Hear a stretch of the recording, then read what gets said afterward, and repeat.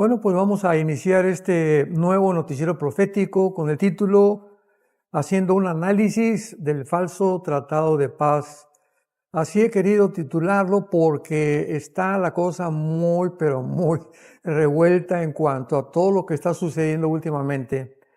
No cabe duda que esta reunión que hubo en Egipto este pasado domingo, con 20 naciones y el presidente Trump encabezando toda esta organización de naciones árabes que se reunieron a su alrededor del presidente de Estados Unidos, ha despertado muchísimas controversias, hipótesis, especulaciones, comentarios acerca de lo que se encuentra detrás, que si se van a cumplir los pactos o los acuerdos que se llevaron a cabo, qué tiene que ver esto relacionado con la Biblia, en fin.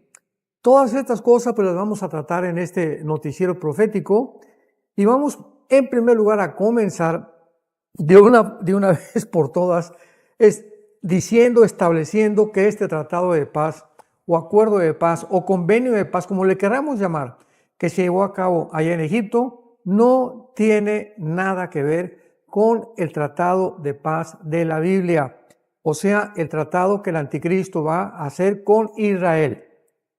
Tampoco es posible que podamos decir que el yerno de Donald Trump, Jared Kushner, que supuestamente también ya lo están especulando y mezclándolo o haciéndolo un tipo del anticristo, porque pues él es judío y pues es el yerno y está encargado de las negociaciones de su suegro Trump allá en el Medio Oriente. Nada que ver tampoco, porque claramente pues lo vamos a ver con mucha calma, ¿verdad? Lo hemos visto también que el anticristo va a surgir del territorio que se encuentra en precisamente Irak y Siria y el Líbano, toda esta serie, el Líbano, Irak y Siria, que es la zona que se llama Basán en la Biblia, y donde al norte se encuentra el monte Hermón, que de acuerdo al libro de Enoc, ahí descendieron los ángeles que se mezclaron con las mujeres en Génesis 6. Así que toda esta zona territorial que se encuentra en Siria, entre Irak y el Líbano, pues es una zona altamente peligrosa en cuanto a espíritus malignos, como la Biblia lo menciona también en Apocalipsis 18:1, que se va a convertir en una zona completamente infestada por demonios. Así que pues vamos a tratar de despejar tantas incógnitas y tantas hipótesis. Y en el capítulo 9 del libro de Daniel, versículo 27, vamos a comenzar para poder establecer y partir de este momento acerca de qué se trató el tratado de paz en Egipto, con el presidente Trump encabezando a estas naciones árabes y europeas también. Dice Daniel 9:27, y por otra semana confirmará el pacto con muchos. A la mitad de la semana hará cesar el sacrificio y la ofrenda. Muy bien. Este capítulo de Daniel es un capítulo importantísimo dentro de los 12 capítulos que tienen todo el contenido de las profecías de Daniel, porque Daniel se encontraba muy preocupado estudiando el libro de Jeremías. Descubrió que ya se iba a cumplir los 70 años del cautiverio o el exilio de los judíos en Babilonia. Entonces, cuando él se dio cuenta de que ya estaba a punto de cumplirse esto, recibió una carga muy grande en su corazón, pensando, bueno, ¿qué va a pasar después? Ahora que regresen todos los judíos a Israel, ¿habrá Dios acabado ya con nosotros? ¿Habrá terminado ya Dios con nosotros? Ya ese reino que mencionaron los patriarcas y los profetas ya no va a tener validez por causa del exilio y de nuestra rebelión y pecados en contra de Dios. Entonces, en medio de todo este análisis que Daniel estaba haciendo, ¿qué fue lo que hizo? Se hincó de rodillas, comenzó a orar y tuvo un ayuno de casi 3 semanas. Muy bien. Durante todo este periodo de tiempo, Dios manda un ángel, al ángel Gabriel, que es el ángel mensajero de Dios. Lo manda a Daniel para explicarle claramente todo el programa que Dios tenía para la nación de Israel, para el templo judío nada más. Esta profecía se llama las 70 semanas de Daniel, porque Israel tenía semanas de años, semanas de días. Así que las semanas donde está esta profecía se relaciona con semanas de años. Entonces le da el ángel Gabriel a Daniel y le dice, 70 semanas, versículo 24, están profetizadas para tu pueblo Israel. 70 semanas están determinadas, o sea, si nosotros multiplicamos 70 semanas por 7, nos da exactamente 490 años. Así que vamos a resumir. El ángel Gabriel se le aparece a Daniel y le dice, Daniel, Dios tiene para ustedes y para el templo de Jerusalén 490 años. Al acabar los 490 años, el Mesías regresará al mundo por segunda vez, porque la primera vez fue en su crucifixión, ahora vendrá para poder llevar a Israel al perdón, al arrepentimiento y que puedan ellos estar listos para entrar al reino milenial. Entonces, a través de esta profecía de las 70 semanas, Dios le dice a Daniel, quiero que sepas que esta contabilidad, esta cuenta se va a comenzar a llevar a cabo en el momento en que se dé la orden para restaurar la ciudad de Jerusalén, las murallas de Jerusalén principalmente. Esta orden fue dada en marzo del año 445 a.C. y la encontramos en el libro de Nehemías, capítulo 2, versículo 1 al 4, cuando el rey Ciro Artajerjes le da permiso a Nehemías, que era el copero del rey, para que regresara a Jerusalén e iniciara la reconstrucción de las murallas. Muy bien, entonces desde el marzo del 445 hasta el domingo de Ramos, cuando Cristo entra a Jerusalén, se cumplen matemáticamente de una forma asombrosa y milagrosa, solamente Dios lo pudo hacer, se cumplieron desde la orden del año 445 hasta la entrada de Cristo en el en el templo de Jerusalén, 483 años. Entonces, de 483 a 490 nos faltan 7 años. Y estos 7 años es la semana que está relacionada con el pacto o con la tribulación del anticristo que acabamos de leer. Lo vuelvo a leer otra vez, ahora sí lo pueden muchos de ustedes entender. Y por otra semana, versículo 27, o sea, por otros 7 años confirmará el pacto con muchos, a la mitad de la semana hará cesar el sacrificio y la ofrenda. Vamos a detenernos un poco para analizar un poco más profundamente este versículo y esta profecía. Por otra semana, o sea, por 7 años, confirmará. La palabra confirmar aquí en el hebreo es la palabra gabar, que significa establecer, casi se podría decir establecer como una orden, o sea, implica fuerza. El anticristo va a forzar, va a establecer, va a determinar que haya 7 años para Israel, donde durante estos 7 años, aunque no se menciona la paz, se requiere, ¿verdad?, que este pacto pues sea un pacto en el que Israel sea protegido de alguna forma por el anticristo. Entonces, esto no ha sucedido todavía, porque lo que pasó hace algunos días, el domingo, para ser específicos, allá en Egipto, en el Cairo, con el presidente de Egipto, al-Sisi, y con el presidente Trump, no fue por 7 años, ni tampoco fue para Israel. Fue un tratado entre Hamás y el gobierno de Israel. Entonces, esto es muy importante para que podamos despejar y volvernos otra vez a la Biblia y no confundirnos con todas las cosas que están pasando por falta de información.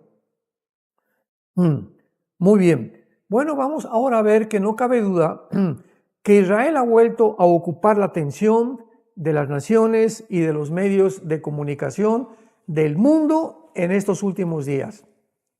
Los eventos, de los últimos años en el Medio Oriente han cambiado radicalmente la geopolítica del Medio Oriente y lo seguirán haciendo de acuerdo a las profecías bíblicas. En estos pasados días, o sea, el 12 y el 13 de octubre, hemos visto ya que el presidente Donald Trump de los Estados Unidos asistió a la nación de Egipto para firmar un acuerdo de paz entre Israel y el grupo terrorista de Hamás. Este acuerdo, en el que curiosamente no estuvieron los protagonistas, o sea, el primer ministro de Israel, pues dijo que se sentía un poco mal y había una fiesta en Israel, por lo cual le impedía ir a esta reunión, y a Hamás no pudieron estar en Egipto. Asistieron 20 naciones, algunas de Europa, Francia, Inglaterra, Alemania, Italia, España, y otras, en la mayoría, naciones árabes y naciones musulmanas. El día lunes, o sea, el otro día, 13 de octubre, se inició el intercambio de rehenes, que estaba establecido en los 20 puntos que propuso el presidente Donald Trump. O sea, 40 rehenes judíos que la mitad estaban muertos, o sea, realmente 20 rehenes vivos y 20 muertos se iban a intercambiar por casi 2,000 rehenes árabes palestinos que se encontraban condenados a cadena perpetua en Israel. Y en el acuerdo prometiendo a Israel el cese del fuego en Gaza. O sea, Israel tenía ya que parar la guerra en Gaza y por otra parte los palestinos no podrían volver a atacar a Israel y además tenían que desarmarse. Veamos algunos antecedentes por lo cual el mundo llegó a esta situación. Vamos a tener que retroceder algunos años. Desde el 15 de enero del 2005, Israel entrega al gobierno de Gaza o a la OLP-Fatah, Organización para la Liberación de Palestina, dirigida por un hombre, Mahmoud Abbas. Todavía sigue al frente este hombre, Mahmoud Abbas, tras la muerte de Yasser Arafat. Esta ciudad, Gaza, comenzó a ser gobernada por el grupo terrorista Hamás 2 años después, en el 2007, y desde entonces ha recibido billones de dólares en ayuda para el pueblo palestino de varias naciones: Qatar, Irán, Estados Unidos, Egipto. Toda esta ayuda económica fue usada y ha sido usada para construir una red de más de 500 kilómetros de túneles debajo de escuelas, hospitales, casas particulares, etc. Además, este dinero fue usado para la construcción de mansiones de los líderes de Hamás que vivían en Qatar, en la nación de Qatar, que se encuentra junto al Golfo Pérsico. El día 7 de octubre del año 2023, más de 1,000 terroristas palestinos atraviesan la frontera con Israel para asesinar, lapidar, masacrar cruel y sanguinariamente a más de 1,000 judíos civiles, bebés, niños, jóvenes, adultos y ancianos. Y además se llevaron 250 rehenes a la ciudad de Gaza. En un verdadero, este sí fue un genocidio desde el tiempo de los nazis.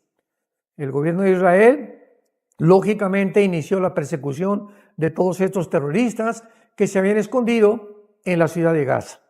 Sin embargo, se enfrentan al entrar a Gaza con un enemigo diferente, que no tenían uniforme, escondido detrás de civiles con ropas de niños, de mujeres, bombas escondidas en los hospitales, en los colegios y en las casas particulares por el grupo de Hamás.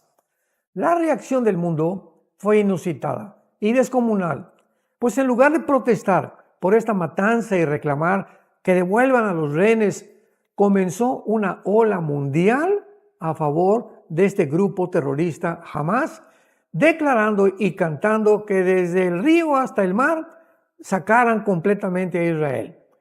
La mayoría, esto es muy importante, de las universidades de los Estados Unidos ya habían sido envenenadas por esta ideología de izquierda marxista, pro aborto, antivalores judíos cristianos y a favor de la ideología de género, mediante billones de dólares de donaciones que hizo Qatar a todas estas universidades, incluyendo Columbia de Nueva York, Harvard, Princeton, Yale, Baylor, etcétera, etcétera. Mientras tanto, Irán y Qatar continuaban financiando a todos los grupos terroristas del mundo, Al-Qaeda, ISIS, los Houthis, los Hamas, etcétera, etcétera, que enviaban armas hacia Siria vía el Líbano. Hasta que finalmente Siria fue otra cosa sorpresiva, fue tomada sorpresivamente por al-Jolani, un exterrorista de ISIS, con el apoyo de Turquía para derrocar al dictador Assad. Una vez detenido este envío de armas usadas contra Israel, Estados Unidos continuó la obra y llegó a Irán bombardeando varios sitios de centrifugadoras de uranio en Irán. Y llegamos a octubre del 2025 con este famoso acuerdo de paz celebrado en Egipto con la presencia de Estados Unidos y 20 naciones más. Pero antes analicemos algunos antecedentes muy raros y misteriosos de este supuesto acuerdo de paz. Veamos algunos antecedentes. Muy bien. Número 1. Qatar ha sido el centro del terrorismo internacional. Es la nación junto a Irán que ha financiado y continúa financiando y sosteniendo a todos los grupos terroristas del mundo. De manera irónica, los Estados Unidos, no lo entendemos por qué, tienen ahí en Qatar, que es la que financió el ataque del 7 de octubre, una base militar desde 1996. Número 2. Cuando Israel estaba a punto de terminar con los ayatolás de Irán, de repente Estados Unidos lo detuvo. Cuando Trump reconoció a al-Jolani, el líder actual de Siria, como un gran hombre, el mundo se sorprendió. Número 4. Cuando el ejército de Israel estaba a punto de acabar con Hamas, de una forma muy rara también, Trump los detuvo y les dijo, ya no avancen más. Número 5. Se le ordena a Netanyahu que le pida perdón a Qatar por haber bombardeado su capital, Daja, y haber matado a 5 líderes de Hamas escondidos ahí, siendo que Qatar es el responsable de la matanza del 7 de octubre del año 2023. ¡Qué cosas tan sorprendentes y tan raras! Número 6. Se liberan a 2,000 terroristas árabes palestinos de cárceles de Israel por rehenes judíos de Gaza. Vamos a hacernos una pregunta. ¿Es ético o racional hacer esto? Ahora todos estos terroristas liberados se van a volver a preparar al regresar a Gaza para matar y secuestrar más civiles de Israel. Liberan a 20 rehenes, pero van a ser ahora cientos de muertos los que van a matar estos hombres que acaban de liberar. Ahora, otra pregunta. ¿Cuáles serán las probabilidades de la seguridad de millones de ciudadanos israelíes que quedarán amenazados por otro genocidio futuro de estos terroristas liberados? Ahora Hamas aprendió que matar y secuestrar personas sí funciona, por lo que lo volverán a repetir en un futuro próximo. Lo que envalentona a los árabes, principalmente a los terroristas, es conocer la debilidad de su enemigo. Número 7. Se firma un convenio de 20 puntos entre Israel y Hamas en Egipto con 20 naciones de testigo. La mayoría, repito, enemigas de Israel. Pero extrañamente no estaban los principales protagonistas, Netanyahu y los líderes de Hamas. Se acuerda un cese al fuego que ya entró en vigor de parte de Israel y que Hamas se ha desarmado y no lo vuelve a atacar. Algo que nunca lo van a cumplir. Recordemos esto, Hamas y ningún grupo terrorista ni ningún grupo radical islámico jamás cumplirá ninguna promesa y ningún convenio y ningún tratado de paz que vayan a firmar. Además, ahora Gaza será controlada y gobernada por un grupo de tecnócratas. ¿Quién es un tecnócrata? Son personas que están especializadas como ingenieros, arquitectos, antropólogos, que van a encargarse y supervisados supuestamente por algunas naciones árabes como Qatar, Egipto y Estados Unidos. Entonces, son los que están planeando ahorita qué hacer con la ciudad de Gaza. Ahora, podemos imaginarnos a un nuevo gobierno de islámicos de vecinos de Israel? Si veamos lo que hizo Hamás, imaginémonos un gobierno islámico que se forme en Gaza como vecinos de Israel. Y número 8, los terroristas islámicos radicales jamás han respetado ni respetarán nunca ningún acuerdo que se haga con los infieles. Los infieles son los que no son musulmanes, porque su moral es siempre mentir a sus enemigos. Como botón de muestra tenemos el acuerdo de Oslo en 1993, que se rió Yasser Arafat, se carcajeó cuando regresó al Medio Oriente, burlándose de lo que se había hablado en este acuerdo de paz. Cuando un grupo terrorista llamado, por ejemplo, Septiembre Negro, que fue dirigido por Yasser Arafat, asaltó la Villa Olímpica en 1972 en la ciudad de Múnich, Alemania, para pedir rescate y liberar prisioneros y yihadistas. La primera ministra de Israel en aquel entonces, Golda Meir, dejó muy clara la política de Israel. Israel nunca negociará con sus enemigos. Por supuesto que todos los atletas secuestrados más tarde fueron muertos dentro de un helicóptero cuando uno de los terroristas, les aventó una granada dentro cuando ya los iban a sacar. Número 9, el presidente Trump ha sido alabado actualmente, victoriado en Israel, es el héroe actualmente de Israel, el presidente Trump, por la liberación de los rehenes. Y claro que esto ha sido lo único bueno de toda esta negociación. Aunque sabemos el precio altísimo que se ha pagado y que se pagará en el futuro. Hoy alaban a Trump en Israel, pero debe recordar que una semana antes de su crucifixión hicieron lo mismo con Jesús. Alabado sea Jesús el domingo de Ramos, y 5 días después los que lo alababan lo crucificaron. El mundo no ha cambiado. Ahora vamos a hacernos algunas otras preguntas. ¿Cuál es el futuro bíblico entonces para Israel? ¿Qué es lo que le espera a Israel en todo este conflicto en el cual está involucrado y vuelve a ocupar los encabezados de los medios de comunicación, de los periódicos, de la atención de las naciones y del mundo? En el libro de Zacarías, en el Antiguo Testamento, capítulo 12, encontramos una profecía muy, pero muy interesante que define claramente el futuro de Israel. Dice así, Zacarías 12, versículo 2 y 3. He aquí yo pongo a Jerusalén por copa que hará temblar a todos los pueblos. Contra Judá en el sitio contra Jerusalén. Y en aquel día pondré a Jerusalén por piedra pesada a todos los pueblos, y los que se la cargaren serán despedazados. Bien que todas las naciones de la tierra se juntarán contra ella. Aquí esta profecía de hace 2500 años nos vuelve a decir con muchos siglos de anticipación lo que estamos siendo testigos tú y yo en el siglo XXI. Jerusalén e Israel vuelve a ocupar una nación tan chiquita, casi del tamaño del estado de Virginia en Estados Unidos, de Nueva Jersey, otra vez el centro de las noticias del mundo entero.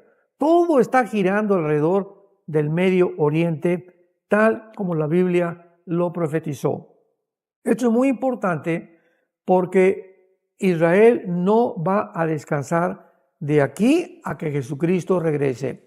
El tratado que se acaba de firmar ahorita, vamos a esperar, se va a violar. De alguna forma, otra vez va a haber guerra, va a continuar siendo agredido Israel por sus enemigos, porque el mundo está ciego por este falso acuerdo de paz. Pues Israel claro que ha tenido 20 rehenes de regreso, qué bueno emocionalmente. Es maravilloso abrazar a tu hijo que lo han tenido ahí durante 2 años en túneles, ¿verdad? Casi muertos de hambre y de sed. Pero el precio de su seguridad nacional y el peligro potencial que su misma gente enfrentará en el futuro, teniendo a sus enemigos de vecinos que han jurado desde el siglo eliminarlos, será muchísimo, pero muchísimo más grande. O sea, hay 2 responsabilidades morales. Todos los padres anhelamos que nuestros hijos, ¿verdad? Imaginémonos que secuestran a tu hijo, secuestran a mi hijo, pues estamos esperando abrazarlos y qué momento más glorioso, sobre todo después de 2 años que no los veían. Esta es la reacción de cualquier padre, pero la reacción de un gobierno civil, entendamos esto, somos personas inteligentes para poder discernir la realidad. Los gobiernos, ¿qué responsabilidad tienen? Proteger a sus ciudadanos.